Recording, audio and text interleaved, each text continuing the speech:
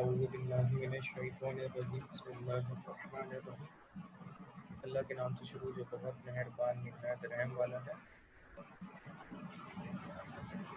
सब तारीफ़ अल्लाह के लिए जो मालिक सारे जान वालों को बहुत मेहरबान निहायत रहम वाला है। मालिक है जो रज़्ज़ाक़ है। हम तेरी ही इबादत करते हैं और तुझ ही से मदद चाहते हैं। हमको सीधे रखना रास्ता उन पर जिन पर तूने इनाम किया, न कि उन पर जिन पर तेरा ग़ज़ब हुआ और न बहके हुए पर। सदक़ल्लाहुल अज़ीम। अच्छा जी, आज हमारे ऑनलाइन सेशन तो इंशाल्लाह हम स्टार्ट करते हैं कुछ देर में, लेकिन देर में कुछ पार्टिसिपेंट्स मज़ीद हमें ज्वाइन कर लेंगे। तब तक मैं कुछ 1 मिनट के वक्फे से आप लोगों से स्क्रीन शेयर कर देता हूँ।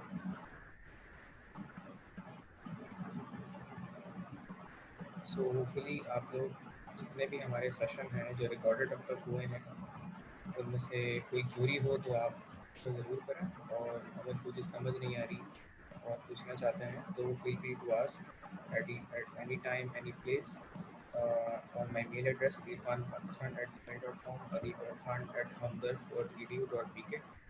और व्हाट्सएप ग्रुप हमारा एक बना हुआ है पावर डिस्ट्रीब्यूशन यूटिलाइजेशन समर 2020 का। आप उसके ऊपर भी अपने सवाल और क्यूरी जो भी आपको है वो रिस्पेक्टिवली पूछ सकते हैं। तो आज का जो लेक्चर है वो हम 2A से स्टार्ट करेंगे। लास्ट हमने 1A और 1B कर लिया था, और अब जो हमारा लेक्चर है वो हम 2A से शुरू करेंगे। तो अगर कोई डिफ़िकल्टी किसी शख्स को है तो ज़रूर पूछ लीजिएगा आप लोग, तो वरना हम सेशन को बाकायदा स्टार्ट करते हैं।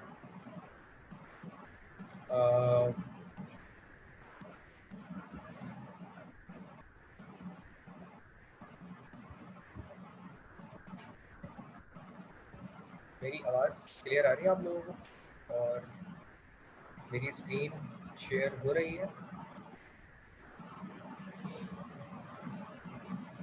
मैं पार्टिसिपेंट से पूछूंगा क्या मेरी आवाज़ आप लोगों को आ रही है और मेरी स्क्रीन आप लोगों से शेयर हो रही है? पार्टिसिपेंट्स काइंडली बता दें ताकि जी सर, आ रही है सर, स्क्रीन भी नजर आ रही है। सेशन में कंटिन्यू करता हूँ होपफुली। लास्ट टाइम हमने डिस्कस किया था कि 2B के अंदर के डिस्ट्रीब्यूटेड सिस्टम को हम नेक्स्ट लेक्चर में शुरू करेंगे। डिस्ट्रीब्यूटेड सिस्टम को अगर आप देखें तो पावर प्लांट जितनी भी नेचर का होता है, कन्वेंशनल या रिन्यूएबल सिस्टम से जो इलेक्ट्रिसिटी जनरेट होती है वो एक जनरेटिंग स्टेशन के अंदर आती है। इस जनरेटिंग स्टेशन के अंदर हमारी जो इलेक्ट्रिसिटी आ रही होती है, इस जनरेटिंग स्टेशन से इलेक्ट्रिसिटी जो आती है उसे देन स्टेप अप ट्रांसफार्मर, जिसे पावर ट्रांसफार्मर कहा जाता है, स्टेप अप करके ट्रांसमिशन सबस्टेशन ये कहलाता है, यहाँ से आप उसे ट्रांसमिट करते हैं। ऑपरेटिंग वोल्टेज, अच्छा जनरेटिंग वोल्टेज आप जानते हैं 11 kV या 220 kV होता है। इस 11 kV और 220 kV वोल्टेज जो ट्रांसमिट के हवाले से हैं वो बहुत कम है। तो इन 11 kV या 22 kV को ट्रांसमिट करने के लिए हमें इन्हें स्टेप अप करना ज़रूरी है। तो हम एक पावर ट्रांसफार्मर लेते हैं ट्रांसमिशन सबस्टेशन का, जो कि इनको हाई वोल्टेज में ट्रांसफॉर्म करता है। हाई वोल्टेज तो ऑब्वियसली पहले से ही है, लेकिन very high extra large voltage में इसे ट्रांसफॉर्म करता है, जो कि आपके 500 kV या 220 kV होते हैं। तो लॉन्ग ट्रांसमिशन के लिए ये वोल्टेज 500 kV होते हैं, और आपके मीडियम ट्रांसमिशन के लिए वोल्टेज 220 kV होते हैं। तो इस तरह के स्ट्रक्चर के अंदर जो आपकी इलेक्ट्रिसिटी ट्रांसमिट हो रही होती है वो आपकी इन टावर्स के ज़रिए हो रही होती है। तो हाई वोल्टेज ट्रांसमिशन लाइन इसके ज़रिए से गुजर रही होती है, पावर सबस्टेशन, ठीक है जी। और ये टावर जो हैं ये सिर्फ सबस्टेशन के गिर्द ही नहीं घूमते, बल्कि ये टावर बीच में ग्रिड स्टेशन से भी ज्वाइन होते हैं। ग्रिड स्टेशन बहुत सारे बड़े बड़े इलाकों, जो कि बड़े एक यूनिट को ड्राइव करता है, जो उसमें मुख्तलिफ टाउन्स आते हैं, तो ग्रिड स्टेशन जो होता है। इसी तरीके से जैसे केडीए ग्रिड है आपका, और केडीए ग्रिड के साथ साथ एक ग्रिड और भी है हमारा जो औरंगी टाउन में होता है। क्या नाम है उस ग्रिड का जनाब? मैंने लास्ट वीडियो में डिस्कस भी किया था, बल्दिया ग्रिड, बल्दिया औरंगी टाउन में। तो बल्दिया ग्रिड के अंदर जो ऑपरेटिंग वोल्टेज ग्रिड के हैं वो 220 के हैं, और केडी ग्रिड जो सादी टाउन में है उसकी ऑपरेटिंग वोल्टेज 220 के है। वहाँ से सप्लाई हमारे शहर को प्रोवाइड की जाती है, और देन 220 के आपके सब स्टेशन 132 के में आते हैं। 132 के से देन अगेन वो सब स्टेशन डाउन ट्रांसफार्मर होकर 11 के ट्रांसफॉर्म होते हैं, और 11 के के अंदर ये सेकेंडरी ट्रांसमिशन कहलाती है। जो 11 के की ट्रांसमिशन है ना ये पूरी, अब ये 11 के की ट्रांसमिशन से स्टेप डाउन होके अगर आपको घर को सप्लाई करनी है और घर 3 फेस पे चलता है तो 400 वोल्ट, और अगर घर सिंगल फेस पे चलता है तो 220 वोल्ट या 230 वोल्ट पे ऑपरेट हो जाता है। तो आप इस तरह के छोटे ट्रांसफार्मर देखते होंगे, या आपने अक्सर गांव गोड में देखे होंगे ये वाले ट्रांसफार्मर लगे होते हैं। अगर मैं थोड़ा जूम कर लूँ इसे तो आपको ये याद आ जाएगा। मैंने हैदराबाद में तो देखे हैं इस तरह के ट्रांसफार्मर, कराची में बड़े कम है। ये छोटे से पोल पे लगा होता है, और ये मुश्किल से अल्लाह वाला करे 25 के का होता है, 25 के का, 50 के का होता है, और इससे ऊपर मैंने नहीं देखा। लेकिन अगर आप कुछ इलाकों में जो कि आपके अर्बन एरियाज हैं उनमें अगर आप देखें तो आपके पोल माउंटेड ट्रांसफार्मर जो होते हैं वो नॉर्मली 500 के वी है, 250 के वी है, 750 के वी और मैक्सिमम 1000 के वी के ऊपर यानी 1 एम तक आपके इलाके में लगा हुआ होता है। ये छोटे जो गाँव गोट होते हैं उनमें यूटिलाइजेशन इलेक्ट्रिसिटी की कम होती है बड़े यूटिलाइजेशन यूनिट के मुकाबले में, इसलिए ट्रांसफार्मर भी छोटा होता है। अब बिला वजह इतना बड़ा ट्रांसफार्मर जो कि 725 एम बी या 750 के वी का आप लगा दें और वहाँ यूटिलाइजेशन है नहीं, तो वो ट्रांसफार्मर लगाने का मकसद फोत हो जाएगा। इसीलिए हम वहाँ पे इतना बड़ा ट्रांसफार्मर नहीं लगाते। तो इस तरह की इलेक्ट्रिसिटी जो जनरेशन से यूटिलाइजेशन डिस्ट्रीब्यूशन के एंड तक चलती है उसका नाम डिस्ट्रीब्यूशन सिस्टम है। तो होपफुली यहाँ तक कोई क्यूरी किसी को नहीं होगी। मैं इस चीज़ के लिए बस थोड़ा माजरत खा हूँ आपसे कि मैंने क्लास या लेक्चर बड़ा लेट कर दिया। ये बहुत सारे लोगों का सोने का भी टाइम है, लेकिन बस कभी कभी वक्त और हालात हमें ये सब करने पर मजबूर कर देते हैं। तो लेक्चर थोड़ा लेट नाइट तो नहीं कह सकते, कराची वाले 2 बजे तक जागते हैं। तो हम कोशिश करेंगे कि लेक्चर टाइम पर हों। कल सुबह का लेक्चर शायद मैं ना ले पाऊँ क्योंकि कल एक सीपीटी सेशन है मेरा और जिसको मैं होस्ट करूँगा, तो कल मैं उसमें बिजी हूँ। लेकिन मैं कोशिश करूँगा कि मगरिब के बाद का जो सेशन है वो इंशाल्लाह आप सबसे कंडक्ट करें। लेकिन मेजॉरिटी के कोई सवाल नहीं है, तो इसीलिए वो रिकॉर्डेड भी हो तो कोई फ़र्क नहीं पड़ रहा। लेकिन मैं सबसे ये कहूँगा कि सवाल ज़रूर करें, वरना ज़िंदा और मुर्दा में कोई फ़र्क नहीं रहता, क्योंकि वो सवाल नहीं करते, मतलब मुर्दे सवाल नहीं करते हैं। तो इसीलिए आप के एंड पे सवाल आप तब करेंगे जब आप लेक्चर पढ़ेंगे। तो इससे तासुर यही है कि आप लेक्चर नहीं पढ़ रहे। कोशिश करें कि इन लेक्चर्स को पढ़ें और इनके अंदर आकर कोई सवाल है तो ज़रूर पूछें, क्योंकि आपका पेपर जो है वो ऑनलाइन नहीं होगा। तो पेपर आपका पेपर पे लिया जाएगा। और ये याद रखें मेरे भाई कि आप जो भी कुछ लिखेंगे उसका नंबर नहीं होगा। जो रेलेवेंट लिखेंगे, जो चीज़ सवाल से रिलेटेड लिखेंगे, नंबर आपको उस पर मिलेंगे। तो हम समर तो पढ़ रहे हैं लेकिन इसमें नंबर बांटते नहीं हैं, हम जीपीए बांटते नहीं हैं। इसमें आपको पढ़ना पड़ेगा, पेपर आसान बनेगा, रेलेवेंट रिलेटेड चीज़ें बनेंगी, लेकिन इसका ये मतलब नहीं है कि आप कुछ भी लिख देंगे और उसके मार्क्स मिल जाएंगे। जो एक हकीकत है वो बता देना ज़रूरी है। और अटेंडेंस मैंडेटरी फ़िलहाल ऑनलाइन सेशन में नहीं है, तो आप इसमें आ सकते हैं, जा सकते हैं। लेकिन ऑनलाइन सेशन लेने का मकसद ये है 1 to 1 आप लोगों से कि अगर किसी का कोई सवाल हो तो वो सामने सामने कर ले। कोई पुरानी डिफ़िकल्टी हो जिस तरह हमारी क्लासेस होती हैं पीएचडी की, तो इसमें ऑनलाइन सेशन जो रिकॉर्डेड भी होता है ऑनलाइन भी होता है। तो हमारे जो सवालात होते हैं वो पुराने लेक्चर के भी पूछते हैं, हमारे टीचर में जवाब भी देते हैं उसका। तो बड़ा एक ज़बरदस्त सेशन चल रहा होता है। इसीलिए ऑनलाइन सेशन के मकसद को ज़रूर मेंटेन रखें आप लोग। आगे कंटिन्यू करते हैं आज के सेशन को, जो हमने डिस्ट्रीब्यूशन सिस्टम पे शुरू किया है। अच्छा, एसी डिस्ट्रीब्यूशन सिस्टम के बारे में तो तकरीबन अच्छे खासे लोगों को आइडिया हो गया होगा, क्योंकि हमने बहुत सारे कोर्सेज में, लैब्स में इनकी बहुत सारी चीज़ें पढ़ी हैं। लेकिन जो डीसी डिस्ट्रीब्यूशन सिस्टम होते हैं ये भी बहुत ज़्यादा यूनिक होते हैं, और आजकल डीसी डिस्ट्रीब्यूशन सिस्टम बहुत ज़्यादा इंस्टॉल हो भी रहे हैं। जैसे बहुत सारे लोग अगर आपके मिटियारी में रह रहे होंगे तो वो ये जानते होंगे कि मिटियारी में डीसी ट्रांसमिशन लाइन 600 केवी का एक प्रोजेक्ट लगा हुआ है, जो कि मिटियारी से लाहौर एंड देन फैसलाबाद जाते हुए नेशनल ग्रिड में शामिल हो रहा है। तो डीसी ट्रांसमिशन के जब ग्रिड लग रहे हैं तो सब स्टेशन में लगेंगे। डिस्ट्रीब्यूशन नेटवर्क के अंदर वो शामिल नहीं होती, वो जस्ट ग्रिड स्टेशन से में ही रहती है और नेटवर्क के अंदर डील होती है। कोई बताएगा डीसी डिस्ट्रीब्यूशन सिस्टम या सॉरी डीसी ग्रिड स्टेशन या डीसी ट्रांसमिशन का फ़ायदा क्या है? कोई अगर अपना आउटपुट इसमें ऐड करना चाहे।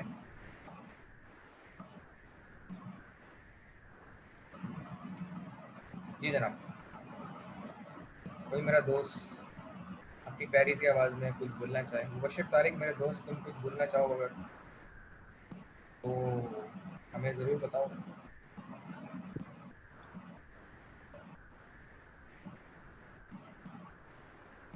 ये वैसे एक इंटरेक्टिव सेशन है और हम फ्रेंडली माहौल में पढ़ रहे हैं, इसीलिए मैं भी इस तरह से बात कर लेता हूँ आप लोगों से कि आप डरे सहमे क्लास ना ले रहे हो, तो अपना आउटपुट दें। डीसी ट्रांसमिशन का फ़ायदा क्या है?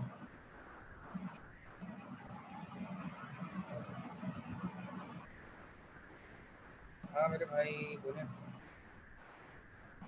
डीसी ट्रांसमिशन लाइन का फ़ायदा क्या है? आप अपना माइक खोल के बोल सकते हैं, मतलब सवाल पूछने में एक बंदा भी कम हो गया। सर ये जैसे सर हम डीसी सर यानी डायरेक्ट करंट सर जैसे होता है सप्लाई होता है तो सर उसी का मतलब हम ट्रांसमिशन सर कह सकते हैं कि सर वो डायरेक्ट करंट आगे सप्लाई हो रहा है ट्रांसमिशन लाइंस पर और सर पावर जनरेशन पर सर जैसे पावर जनरेशन में तो डीसी नहीं होता मेरे भाई। सर जैसे सर मतलब ट्रांसमिशन लाइन पर सर जैसे सप्लाई होता है सर उस हम्म। तरीके से सर हम कह सकते हैं। अच्छा, ट्रांसमिशन लाइन का मैं पूछ रहा था फ़ायदा क्या है डीसी ट्रांसमिशन लाइन का? आसान सर, ये जो पावर अगर जहाँ से बन रही है वहां से आती है जी। सर, जहाँ से पावर आती है सर वहां से सर अगर वो डायरेक्ट आएगी तो सर वो ड्रॉप हो जाएगी, उसको मतलब अपग्रेड करने के लिए।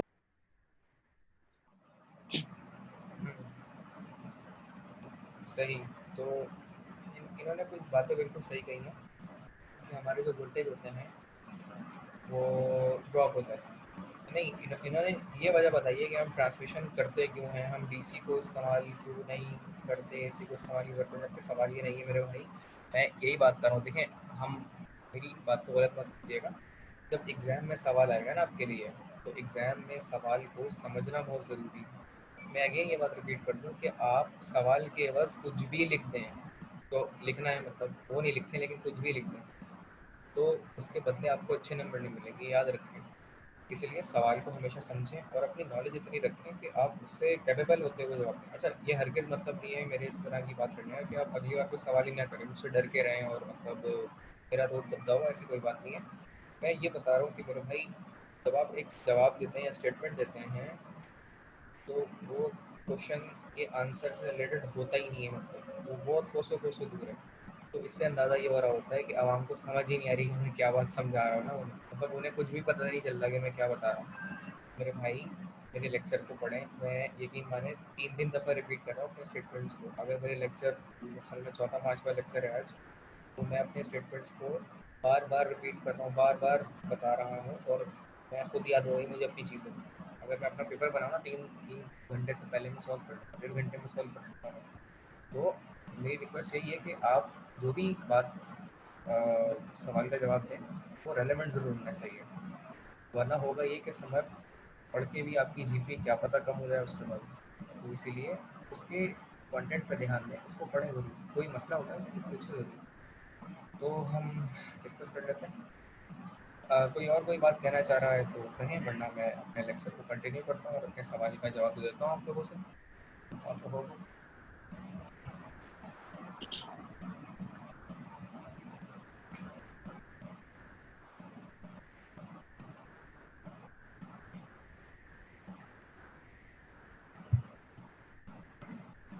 अच्छा जी, डीसी डिस्ट्रीब्यूशन सिस्टम के बारे में बात करें तो मैंने ये कहा था कि एसी के नुकसान क्या है, या सवाल सवाल क्या था भाई मेरा, कोई बताएगा क्या सवाल किया था मैंने? शाह फैसल मेरे दोस्त, मैंने क्या सवाल किया था?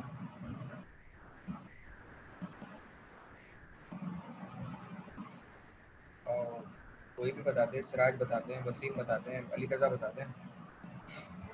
मैंने सवाल क्या किया था थोड़ी देर पहले? सर डीसी ट्रांसमिशन का सर क्वेश्चन किया था सर आपने। क्या सवाल किया था, मतलब उससे रिलेटेड सवाल क्या था? सर एसी और डीसी के बारे में पूछा था सर आप। नहीं नहीं नहीं नहीं, मैंने ये थोड़ी पूछा था।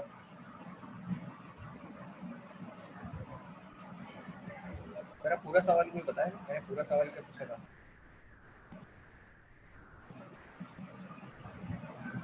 बोले सर आप मैंने पूरा सवाल क्या पूछा था?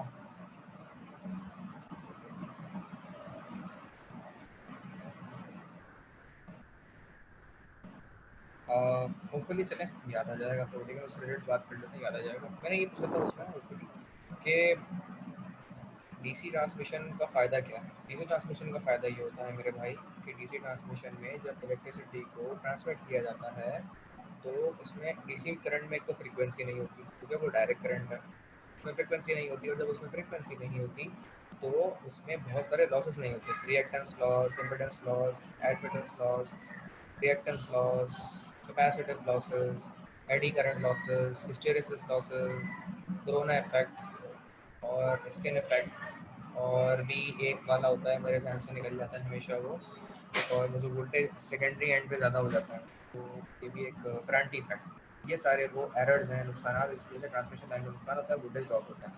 तो ये सब एसी में होता है, डीसी में ये कुछ भी नहीं होता।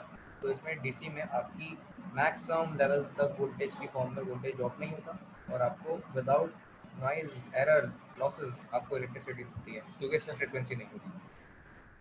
तो इसलिए डीसी ट्रांसमिशन आपकी बहुत ज़्यादा कारामत है, बहुत ज़्यादा फायदेमंद है। Electric power is almost entirely generated, transmitted and distributed as AC. AC की तरह इसको ट्रांसमिट किया जाता है, डिस्ट्रीब्यूट किया जाता है और जनरेट भी किया जाता है। अच्छा, डीसी ट्रांसमिशन जनरेट भी होती है। डीसी ट्रांसमिशन जनरेट कैसे होती है? सोलर सिस्टम से जनरेट होती है, विंड पावर से जनरेट होती है, टाइडल समुद्र की लहरों से जनरेट होती है, ये सब डीसी होती है। और डीसी और किसमें होती है टाइडल के अलावा? जियोथर्मल में होती है, और combine heat and power plant, ये भी डीसी जनरेशन होती है रिन्यूएबल फॉर्म में। तो ये सारी वो टेक्निक्स हैं जिसके ज़रिए से आप बिजली पैदा कर पाते हैं डीसी की फॉर्म में। तो ये जनरेशन है डीसी की फॉर्म में, ये सब याद रखिएगा, ये बहुत इंपॉर्टेंट चीज़ है क्योंकि आने वाला एक कोर्स आपको रेगुलर सेमेस्टर में बदकिस्मती से मैं पढ़ा रहा हूँ, और ये डिस्कस करेंगे कुछ चीज़ें। ट्रांसमिटेड जो है वो एक ट्रांसमिशन डीसी होती है, वो मैंने डिस्कस कर ली है कि हम एसी सिग्नल को डीसी में रेक्टिफाई करके कन्वर्ट करते हैं और उसको डीसी नेटवर्क में डीसी ट्रांसमिशन सिस्टम में इस्तेमाल करते हैं। अच्छा, इसके बाद जो जनरेशन हो गई डीसी की, ट्रांसमिशन हो गई, और डिस्ट्रीब्यूशन डीसी में। डिस्ट्रीब्यूशन कैसे होती है कि आपको जो इलेक्ट्रिसिटी, मिसाल के तौर पर इसके कॉन्सेप्ट को विजुलाइज या समझने की कोशिश कीजिएगा। जो मैं बता रहा हूँ आपको वो ये है कि जब आपको इलेक्ट्रिसिटी, जैसे सपोज करें बिटियारी के अंदर जो प्लांट लगा हुआ है डीसी ट्रांसमिशन ग्रिड का, वो 600 केवी का है, 6 लाख वोल्ट का, लेकिन वो डीसी है। लेकिन आपको घर में चलाना है डीसी का लोड जो कि है 12 वोल्ट, ठीक है। 12 वोल्ट का आपको चलाना क्या है? पंखा, 12 वोल्ट का पंखा चलाना है, या 12 वोल्ट की लाइट चलानी है, या 12 वोल्ट पे बहुत सारे लोड चलाना है। तो घर में 12 वोल्ट चाहिए, लेकिन ट्रांसमिशन के नेटवर्क है आपके 6 लाख वोल्ट। अब इसको करेंगे ये मेरे भाई कि आपको जब ट्रांसमिट करेंगे 6 लाख वोल्ट, रिसीव हो जाएंगे 6 लाख वोल्ट लाहौर में, मटीरियल सेंड किया लाहौर में रिसीव हो रहा है। अब जब आपको रिसीव हो जाएंगे तो उसको स्टेप डाउन करेंगे, और सॉरी, जब आपको रिसीव हो जाएंगे 6 लाख वोल्ट डीसी के, तो उसको आप एसी में कन्वर्ट करेंगे 6 लाख वोल्ट। 6 लाख वोल्ट को जब एसी में कन्वर्ट कर दिया जाएगा तो उन 6 लाख वोल्ट को एसी में कन्वर्ट करने के बाद स्टेप डाउन करेंगे, तो वो स्टेप डाउन होंगे 220 केवी में एसी में, क्योंकि ट्रांसफार्मर आपका एसी करंट पे काम कर रहा है। इसकी पूरी डिटेल मैं लेक्चर 1, 2, 3 में बताइए भाई, बहुत डिटेल में बताइए, काइंडली इसको दोबारा जाके देखें। ये मैं तीसरी चौथी मरतबा ये बात रिपीट कर रहा हूँ किसी और नज़रिए से। तो मेरे लेक्चर ज़रूर सुने। अगर आप डायरेक्ट चौथा या पाँचवा लेक्चर आके सुनेंगे और आपने पहले के नहीं सुने होंगे तो बिल्कुल आप ज़ीरो पे खड़े हुए होंगे, आपकी नॉलेज वहीं रहेगी, क्योंकि आप छक्का मारने की कोशिश तो करना है लेकिन आपके पास बैट ही नहीं है, आपके पास वो पैड वैट भी नहीं है, मतलब, और ऊपर से हेलमेट भी नहीं पहना, तो ये सारी एफर्ट्स ज़ाया हो जाएंगी। इसीलिए लेक्चर पुराने पढ़ के ज़रूर आए, नहीं पढ़े तो पढ़ लें, क्योंकि ये भी मेरा लेक्चर रिकॉर्डेड है, तो ये जब भी आप सुनेंगे इसके लिए टाइम निकालें भाई, सुने जितने कोर्सेज आपने लिए उन सबको टाइम निकालें। समर का मतलब ये नहीं होता कि आपको थाली में रख के जीपी दे देगा जो मेरे भाई खाओ और मज़े उड़ाओ, ऐसा नहीं होगा। लेक्चर पढ़ाने पड़े। बहुत सारे लोगों को मेरी बात समझ आ रही होगी, लेकिन मैं बस एक भाईबंदी के तहत आपसे ये कह रहा हूँ कि लेक्चर मेरे सारे ज़रूर सुना करें, कोई सवाल हुआ करें ज़रूर पूछा करें।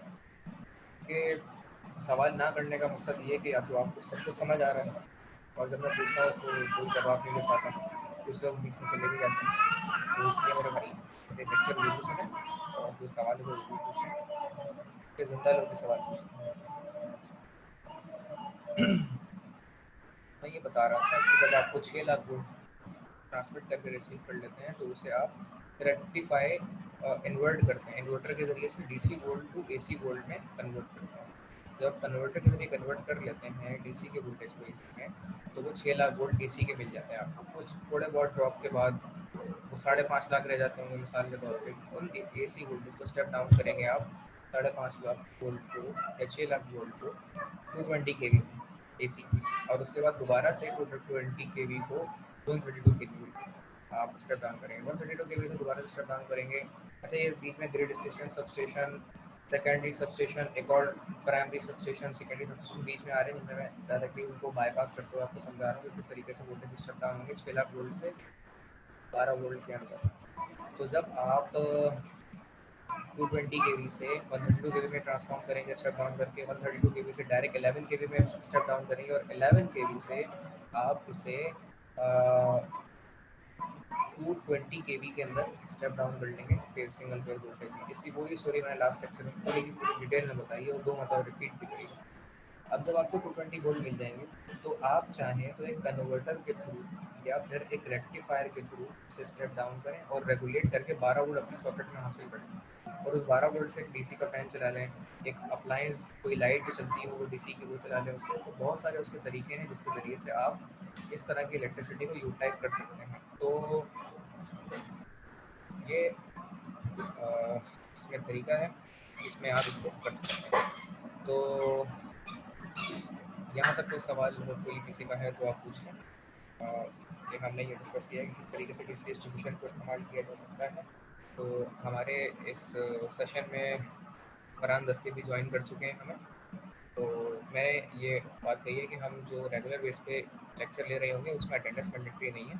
आपके पास अवेलेबल टाइम हो तो ले लें, वरना जब भी कन्वीनियंट टाइम हो लेक्चर रिकॉर्डेड सुन लें। मेरी कंप्लेन करने से कुछ नहीं होगा, मतलब अगर आपको लगे मेरी कंप्लेन कर देंगे आपके भाई लेक्चर शुरू में होना चाहिए, सुबह होना चाहिए, कि कोई कह रहा है कि सुबह लेक्चर हो, कोई कह रहा है शाम में लेक्चर हो। तो ये कुछ कहना चाह रहा है कोई फरहान साहब? सर मेरा ख्याल है तो मैं शाम में ठीक रहेगा, शाम में क्योंकि सब अवेलेबल। देखें, आप कुछ लोगों ने मुझे पर्सनल मैसेज किया था भाई सुबह रखें, आप कुछ कह रहे हैं शाम में रखें। तो अब मैं कंफ्यूज हूँ कि मैं किस टाइम रखूँ। तो मैं ये सोच रहा हूँ जब टाइम मिल रहा है लग सकता है लेक्चर है। नहीं सर, आप देखें अगर ज्यादा बच्चे सुबह का कह रहे हैं तो सुबह रख लें, कोई बात नहीं। अगर शाम में हो रहे हैं तो फिर शाम में रख लेते हैं। कुछ लोग इंटर्नशिप वाले हैं और कुछ लोग जॉब वाले हैं, तो ये भी इशू है कुछ लोगों का ना। तो सर जैसा आपको सही लगे, सुबह रखें तो सुबह रख लेते हैं, अगर शाम में रखें तो शाम में रखें। मैंने ये डिसाइड किया था कि जो भी लेक्चर का टाइम होगा कन्वीनियंट वे में, क्योंकि मैं एक और कोर्स भी पढ़ा रहा हूँ और बच्चे और भी टीचर्स के साथ हैं, तो मैं अनाउंस करता हूँ तो टीचर भी अनाउंस करते हैं, तो फिर मैं पीछे हट जाता हूँ, रिकॉर्डेड कर लेता हूँ और दूसरा टीचर और उन बच्चों से एंटरटेन कर देता हूँ। तो मैं वो फसाद के चक्करों में नहीं हूँ। जब टाइम मिला रिकॉर्ड करता हूँ, जो अवेलेबल है वो रिकॉर्डेड सुन ले, और जब बच्चे को टाइम मिले तो वो रिकॉर्डेड सुन ले, अवेलेबल हो तो ऑनलाइन आ जाओ। तो मैंने ये स्कीम कन्वीनियंट तरीके से रख दी है, तो जो अवेलेबल हो उस तरह से देख लें। तो ठीक है सर। तो इसलिए आप को जो भी कोई मसला हो तो मुझे डिस्कस ज़रूर करें, तो हम लेक्चर को दोबारा कंटिन्यू करते हैं। Okay sir. सो जी, AC, however, for certain application DC supply is absolutely necessary for instance। तो DC AC जिस तरह ज़रूरी है डिस्ट्रीब्यूशन सिस्टम में, इस तरह DC भी एप्लीकेशन बहुत ज़्यादा ज़रूरी है। इस तरीके से हम सब जानते हैं कि आपके हमारे जो रूरल एरियाज़ हैं, गाँव गोड बंगो पीर या आपके वो इलाके जो नूरानी साइड पर हैं बलूचिस्तान में, कुछ इलाके वहाँ पर इलेक्ट्रिसिटी की अवेलेबिलिटी नहीं है। तो वहाँ पर कियोस्क तो प्रोवाइड तो करता है उन्हें, लेकिन पूरा बलूचिस्तान को प्रोवाइड नहीं करता वो। कि इलेक्ट्रिक जो बलूचिस्तानी कुछ हिस्सों को फीड करती है, लेकिन वो बलूचिस्तान का 25% भी फीड नहीं कर सकती, क्योंकि वो इतना बड़ा रकबा है और आबादी के लिहाज से तो नहीं, लेकिन सिस्टम वहाँ तक ले जाने में उन्हें बहुत ज़्यादा कॉस्ट रिक्वायर्ड होती है और रिकवर भी नहीं हो पाएगी। तो इसमें बहुत सारी चीज़ें इन्वॉल्व हैं क्योंकि होना मुश्किल होती है। इसीलिए इन जगहों पर जब इलेक्ट्रिसिटी उन्हें रिक्वायर्ड होती है तो वे काम ये करते हैं कि भाई वो सोलर पैनल लगा के सिस्टम के थ्रू बैटरी को चार्ज करते हैं और पूरे दिन उसे यूटिलाइज करते हैं। विंड टर्बाइन लगा ली, सोलर सिस्टम लगा लिया, तो उन्हें वो 1.5 लाख 2 लाख में एक सफिशेंट वे का सिस्टम पड़ जाता है, जिसकी बैटरी सिर्फ उन्हें चेंज करनी होती है 1.5 साल 2 साल के बाद। ड्राई बैटरी हो तो उसकी लॉन्ग लास्टिंग लाइफ होती है। साथ ही साथ सोलर पैनल जो सिस्टम को इंस्टॉल करते हैं उसकी जो एक नॉर्मल एवरेज लाइफ है वो 20-22 साल है। तो 20-22 साल तक एक सफिशेंट अमाउंट है जो आप रिकवर कर पाते हैं इसके ज़रिए। कोई बिल नहीं आना, कोई अपना सिस्टम है, सिर्फ अवर आलू मौसम में काम नहीं करेगा और हवा ना चल रही हो तो विंड काम नहीं करेगी। तो इसीलिए डीसी सिस्टम इस तरीके से एक तरह का रिलायबल सिस्टम है, बट रूरल एरियाज़ के अंदर। Operation of variable speed machinery, बहुत सारी स्पीड मशीनरी ऐसी होती है जो कि डीसी के ऊपर ऑपरेट करती है, और डीसी के ऊपर जब वो ऑपरेट कर रही होती है तो इसीलिए वो चीज़ सही रहती है। ऑपरेटिंग वोल्टेज, अब एसी के ऊपर ना आप वेरिएबल स्पीड पे काम नहीं कर सकते। एसी के लिए वेरिएबल स्पीड पे काम करने के लिए आपको पूरा ड्राइवर डिज़ाइन करना पड़ेगा और एक स्पेशल कैटेगरी की मोटर होगी। मिसाल के तौर पे अपने घर की पानी की मोटर को आप वेरिएबल वोल्टेज पे इस्तेमाल नहीं कर सकते। अगर घर के पानी की इंडक्शन की मोटर को अगर आपने स्लो स्पीड पे चलाना है तो कोई ज़रा बताएगा कि कैसे चला सकते हैं?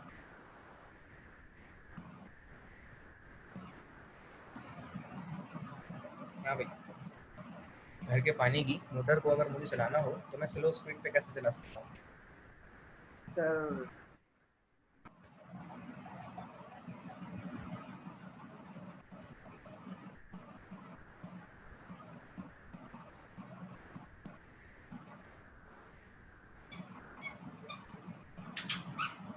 जी प्राण साहब बोले। सर वेरिएबल सर वेरिएबल क्या? ज्यादा नहीं हो रहा है। वेरिएबल आप सही बोल रहे थे, आप कंटिन्यू नहीं किया आपने। वेरिएबल वोल्टेज के जरिए। वेरिएबल वोल्टेज के तरीके सर, वो तो मेरे ख्याल में यूपीएस का कह रहा हूँ कि वो होती है ना, क्या कहते हैं इसको। यूपीएस में rectifier, inverter, battery. Sir stabiliser के through variable stabiliser. Variable stabiliser, variable stabiliser तो नहीं कह सकते। स्टेबलाइजर का काम ये होता है अगर आपके वोल्टेज कम आ रहे हैं तो सस्टेन करके रखता है, लेकिन वो भी सफिशिएंट रेट में। जैसे आपका जो स्टेबलाइजर होता है वो 3 रिले का आता है, 4 रिले, 5 रिले, 6 रिले, तो रिलेज का होता है। जितनी ज़्यादा रिले होगी उतनी उसके अंदर वैरायटी होगी कि वो अपने वोल्टेज सफिशिएंटली उसे मेंटेन रख सकता है। तो इस मकसद के लिए हम स्टेबलाइजर को इस्तेमाल करते हैं। स्टेबलाइजर रेगुलेटेड या वेरिएबल वोल्टेज को कांस्टेंट रखता है, सस्टेन रखता है, वोल्टेज कम नहीं करता। तो अगर आपको पानी घर की मोटर 220 वोल्ट की जो चलती है एसी की इंडक्शन मोटर, उसको आपने कम स्पीड पे चलाना है या वेरिएबल स्पीड पे चलाना है तो आपकी सप्लाई की जो वोल्टेज है उसे कम ज़्यादा कर दें। आप 220 वोल्ट ना दें, 180 वोल्ट दे दें, 150 वोल्ट दे दें, सर वो कम सर स्पीड पे तो चले। जी। फिर सर हमारे पास तो फिर ये जो घर पे आते हैं तो ये जो 120 होता है, तो सर इसको हम कैसे कम कर सकते 120 नहीं 220। हैं। और सॉरी 220 सर। नहीं नहीं, हम उसे कम नहीं कर सकते, लेकिन मैं हम सोच तो सकते हैं ना। सर हाँ, सोच सकते हैं कि अगर हम कम करना चाहें, लेकिन सर इनका वो करंट तो सेम, वोल्टेज तो सेम आता है, तो कम करना तो वो हो जाएगा ना। सर आपका सवाल ये था कि हम मोटर को कैसे मतलब कम वोल्टेज में चला सकते हैं। नहीं, मेरा सवाल ये था कि हम उसे कैसे कम स्पीड में चला सकते हैं। तो सर फिर ये वेरिएबल वोल्टेज के थ्रू ही कर सकते जी, मैंने एक चीज़ बताई है। तो वेरिएबल वोल्टेज के थ्रू हम इसे चला सकते हैं। ठीक है जी, तो ज़रा हम 1 मिनट का ब्रेक लेते हैं, फिर कंटिन्यू करते हैं। 1 minute.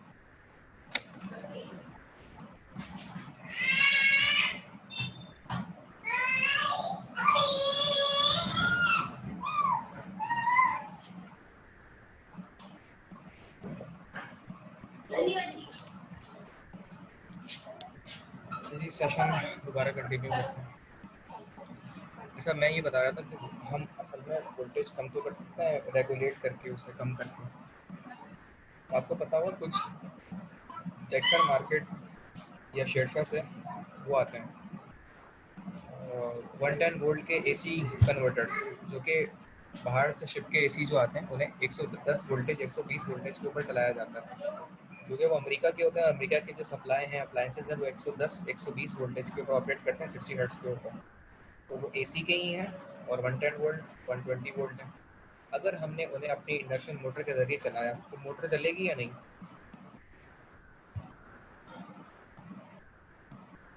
What do you think? Sir सवाल रिपीट करें। मैंने ये बताया कि एसी कन्वर्टर्स आते हैं जो 220 वोल्ट को 110 या 120 वोल्ट में कन्वर्ट कर देते हैं। हमारे कुछ जैसे मेरे घर में एक एसी लगा हुआ है जो कि 110 या 120 वोल्ट के ऊपर है।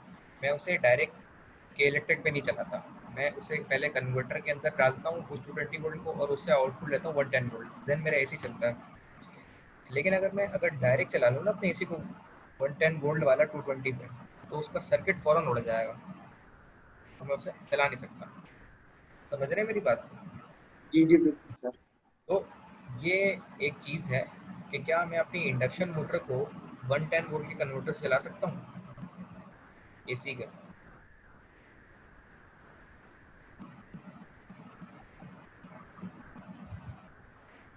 तो इसका जवाब है जनाब, चला तो सकता हूँ, लेकिन मोटर मेरी थोड़ी देर तो चलेगी स्पीड पे, लोअर स्पीड पे, लेकिन वो थोड़ी देर में जल जाएगी। उसकी वजह यह है कि मेरी जो एसी की इंडक्शन मोटर है वो कम वोल्टेज पे चलने के लिए डिज़ाइन नहीं की गई। अगर मैं उसे कम वोल्टेज के ऊपर चलाऊँगा तो वो जल जाएगी। इसीलिए हम वेरिएबल सप्लाई नहीं लगा सकते या कम वोल्टेज के ऊपर नहीं चला सकते। तो अगर आपको वेरिएबल स्पीड पे मोटर को चलाना है, कम स्पीड ज़्यादा स्पीड, जैसे आपने झूले देखे होंगे सिनेमा वगैरह दी या जहाँ भी अम्यूज़मेंट पार्क आप गए हो, तो वहाँ पे पहले बच्चों को या बड़े जो भी झूलों में बैठते हैं उनको पहले कम स्पीड में घुमाया जाता है, फिर स्पीड बढ़ाते हैं, फिर स्पीड और बढ़ाते हैं, फिर स्पीड और बढ़ाते हैं। तो ये चीज़ होती है ना, वो सारी एसी मोटर होती हैं, लेकिन वो घर की पानी की मोटर नहीं होती, वो आपकी स्पेशल कैटेगरी ऑफ मोटर है। मोटर की भी क्लास होती है। होपफुली इलेक्ट्रिकल मशीन तकरीबन सब लोगों ने पढ़ लिया होगा, अभी रिसेंटली पढ़ा भी है, ऑनलाइन पढ़ा है, तो फिर कैसा पढ़ा है आप सब जानते हैं। तो स्पेशल कैटेगरी ऑफ मोटर होती है मेरे भाई। इसमें क्लासेस अगर आप देखें बी एल थ्राजा या और बुक्स के अंदर, बी एल थ्राजा के वॉल्यूम 4 या 5 के अंदर आपको मिलेगा, बाकायदा पूरी मोटी बुक है। उसमें क्लासिफिकेशन मोटर की बताई, class A, class B, class C, class D types की मोटर होती हैं। तो variable speed AC induction motor भी होती हैं जो कि वेरिएबल स्पीड पे चलती हैं। स्लिप रिंग इंडक्शन मोटर नाम है ऐसी मोटर का जो कि वेरिएबल स्पीड पे चलती है, वेरिएबल रेजिस्टेंस के थ्रू। तो मैं यही बात बता रहा था कि अगर आपको वेरिएबल स्पीड के ऊपर चीज़ें चलानी हो तो आप डीसी पे चला सकते हैं, एसी पे नहीं चला सकते, क्योंकि एसी के ऊपर मेजॉरिटी वेरिएबल स्पीड पे नहीं होती। दूसरा काम जो आप डीसी डिस्ट्रीब्यूशन या डीसी से करते हैं, डीसी वोल्टेज से, वो इलेक्ट्रोकेमिकल वर्ड्स हैं। बहुत सारे केमिकल वर्ड्स हैं इलेक्ट्रोकेमिकल्स, जिसमें आप मिसाल के तौर पे केमिस्ट्री में आपने पढ़ा होगा कि बाज़ वक़्त हम कंपाउंड्स की बॉन्डिंग करते हैं, आयनाइजेशन करते हैं, एक कंपाउंड की डिकम्पोजिशन करते हैं, उसको इलेक्ट्रोलाइटिक प्रोसेस के ज़रिए से उसके बॉन्ड्स ब्रेक करते हैं। तो ये सारा तरीका डीसी के ज़रिए होता है। और एक एक्सपेरिमेंट भी आपने किया था अगर आपको याद हो, एक प्लेट का दूसरी प्लेट के ऊपर आयंस का डिकम्पोजिशन कैसे होती है, आयंस की इम्पोजिंग कैसे होती है, तो वो नमक के HCl के अंदर करके आपने वो चीज़ की थी NaCl के ज़रिए से। ये केमिस्ट्री 9 क्लास का एक्सपेरिमेंट है। थर्ड पार्ट में है कि areas where storage battery reserves और are necessary electric trains, mostly जितनी भी इलेक्ट्रिक ट्रेन्स हैं वो mostly are operating on the DC voltages. तो इसलिए डीसी वोल्टेजेस की बहुत ज़्यादा सप्लाई की वोल्टेज की ज़रूरत है इस तरह की चीज़ों में। अच्छा, ये सारी चीज़ें ना हमारे मुल्क में बस बदकिस्मती से नहीं है, इसलिए उसका डिस्ट्रीब्यूट सिस्टम भी नहीं है, क्योंकि हम सस्टेनेबल इलेक्ट्रिसिटी एसी को ही समझते हैं, डीसी को नहीं समझते। और हमारे बहुत सारी अप्लाइंसेज हैं मेजॉरिटी में जो कि एसी के ऊपर चलती हैं, डीसी पे कुछ चलता ही नहीं है, तो इसीलिए हमने उसकी प्रायोरिटी रखी ही नहीं है। तो डीसी की इम्पोर्टेंस हम नहीं समझ सकते, इसीलिए हमने उसको प्रायोरिटी नहीं रखा और परमानेंट सप्लाई के तौर पे सोचा भी नहीं है। लेकिन आपको पता हो तो इलेक्ट्रिक कार्स कुछ टाइम में उसका बिल पास हो गया है पाकिस्तान के अंदर, और कुछ आने वाले सालों में इलेक्ट्रिक कार्स, इलेक्ट्रिक मोटर्स भी मार्केट में अवेलेबल होगी, इसका बड़ा स्कोप है। तो ये चीज़ भी इंशाल्लाह पाकिस्तान में होगी। तो ये सारी चीज़ें भी बैटरी पे चलेंगी, और इनको चार्ज करने के लिए बैटरी को भी एसी रिक्वायर्ड होगा, और हाई वोल्टेज के ऊपर इसको चार्ज करना होगा सुपर फास्ट चार्जर के ज़रिए से, जो कि फ़ौरन बैटरी चार्ज हो जाए, क्योंकि बैटरी को टाइम करने में चार्ज होने में टाइम लगता है। तो ऐसे सुपर फास्ट चार्जर डिज़ाइन होंगे इसके लिए, जो हो भी गए हैं, 12 मालिक पे चल भी रहे हैं। शेल इसको बहुत ज़्यादा काम कर रहा है इसके ऊपर, इलेक्ट्रिक व्हीकल्स के ऊपर, सुपर फास्ट चार्जिंग सिस्टम के ऊपर, क्योंकि हम जानते हैं कन्वेंशनल तरीके से बैटरी को चार्ज किया जाए तो वो बहुत ज़्यादा टाइम कंज्यूम करता है। इसीलिए इस तरह की सिस्टम्स के अंदर सोफिस्टिकेटेड वे में अगर हम डिज़ाइन करते हैं सुपर चार्जर को, तो वो सब भी डीसी में ही होगा। For this purpose AC power is converted into DC power at the substation by using converting machinery such as mercury arc rectifier। अच्छा, रेक्टिफायर जो इस्तेमाल होता है वो नॉर्मल रेक्टिफायर नहीं होता, बल्कि मर्करी आर्क रेक्टिफायर होता है। इसकी तस्वीर ज़रूर देखिएगा। तो आज का असाइनमेंट नंबर 1 है कि डीसी डिस्ट्रीब्यूशन सिस्टम, इसका क्वेश्चन नंबर 1 नोट कर लें। डीसी डिस्ट्रीब्यूशन सिस्टम के इक्विपमेंट्स, और जिसमें डीसी रेक्टिफायर और DC to AC rotary converters और मोटर जनरेटर सेट्स, ये एसी डीसी के अंदर काम आते हैं। ये तीनों के बारे में आपको एक एक पेज लिखना है, एक एक पेज लिखना है, और उसकी तस्वीर लेके आप उसको जमा कराएंगे। तो मैं इंशाल्लाह इसको ये सब रेडी कर लीजिएगा लिख लिख कर। तो पहला क्वेश्चन है डीसी सिस्टम्स के जो आपके कंपोनेंट्स हैं, जिसमें मार्करी आर्क रेक्टिफायर है, रोटेटरी कन्वर्टर है और मोटर जनरेटर सेट है, ये आपका डीसी पावर सिस्टम सबस्टेशन में इस्तेमाल होता है। इनके बारे में आपको एक पेज लिखना है। ये इंपॉर्टेंट भी है पेपर के लिहाज से। ये असाइनमेंट नंबर 1 है, क्वेश्चन नंबर 1।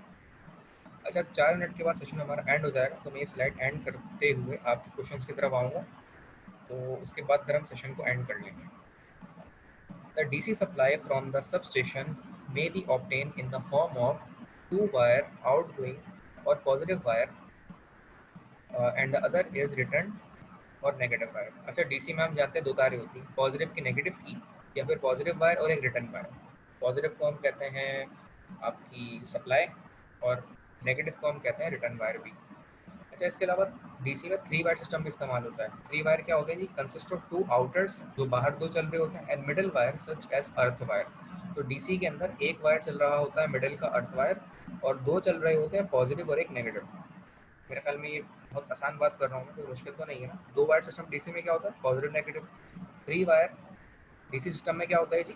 पॉजिटिव नेगेटिव और अर्थ वायर, जिसे हम ग्राउंड वायर भी कहते हैं। ठीक है। एट द सबस्टेशन, अच्छा, ग्राउंड वायर यूज़ करना या अर्थ वायर यूज़ करना क्यों ज़रूरी है? क्योंकि अगर कभी कोई फॉल्ट अगर हुआ सबस्टेशन में, सिस्टम में, ट्रांसमिशन लाइन में, तो वो सिस्टम को डैमेज करना, फॉल्ट करने से बेहतर ही होता है कि वो अर्थ में एब्जॉर्ब होकर सिस्टम को प्रिवेंट कर ले शॉर्ट सर्किट से। तो इसीलिए अर्थ वायर, ग्राउंड वायर इसमें कनेक्ट किया जाता है। Voltage between outer is twice end voltage between the outer middle and wire, ये उन्होंने सिर्फ डिस्क्रिप्शन उसकी बताई है। नेक्स्ट जो हमारा लेक्चर हम शुरू करेंगे वो इंशाल्लाह टाइप्स ऑफ कंस्ट्रक्शन से शुरू करेंगे, जो कि ओवरहेड सिस्टम और अंडरग्राउंड सिस्टम के डिफरेंस से हैं। तो इसके ऊपर हम डिटेल में नेक्स्ट लेक्चर में बात करेंगे, तो इंशाल्लाह आपसे डिस्कस किया जाएगा। तो वो होपफुली अभी तक जो हमने आज डिस्कस किया है वो आपके डीसी डिस्ट्रीब्यूशन सिस्टम थे, और साथ साथ आपकी डिस्ट्रीब्यूशन यूटिलाइजेशन किस तरह से होती है, और इसके अलावा हमने ये डिस्कस किया कि डीसी ऑपरेटिंग वोल्टेज कहाँ कहाँ इस्तेमाल होते हैं, किन किन अप्लाइंसेस में इस्तेमाल होते हैं। अगर उन एसी की जगह डीसी, डीसी की जगह एसी इस्तेमाल कर लें तो हम किस तरह से उसे कर सकते हैं। हाई वोल्टेज डीसी में किस तरह से ऑपरेटिंग करते हैं, और उसे किस तरह यूटिलाइजेशन लेवल तक लेके आते हैं। जनरेशन जो होती है वो होती एसी में ही है, अगर उसे डीसी में कन्वर्ट करना है तो आपको उसे रेक्टिफाई करके, स्टेप अप करके हाई वोल्टेज में, देन डीसी में कन्वर्ट करके उसे इस्तेमाल कर सकते हैं, एंड देन स्टेप उसे रिसीव करके कन्वर्ट करेंगे डीसी टू एसी के अंदर, एंड देन उसे जब वो एसी में कन्वर्ट हो जाएगा पावर ट्रांसफार्मर के जरिए से उसे स्टेप डाउन करेंगे, then primary step down, secondary step down, and इस तरह वो ग्रिड स्टेशन, सबस्टेशन के अंदर वो स्टेप डाउन होगी, और देन आपके डिस्ट्रीब्यूशन ट्रांसफार्मर से आपको घर पे मिले। और अगर देन भी आपको डीसी चाहिए तो उसको भी आप रेक्टिफायर के जरिए से स्टेप डाउन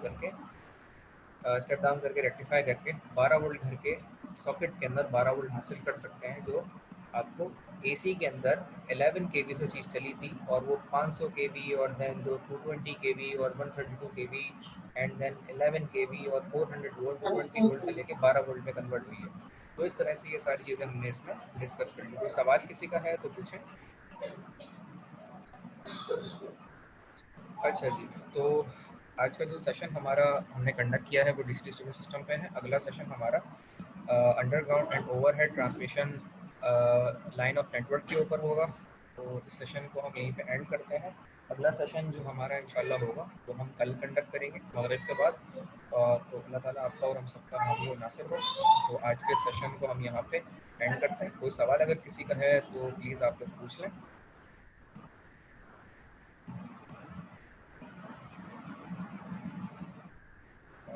कोई सवाल किसी का अगर नहीं है तो हम मीटिंग को यहाँ पे एंड कर लेंगे। ये हम डिस्कस कर चुके हैं कल का जो सेशन हमारा होगा ओवरहेड लाइन और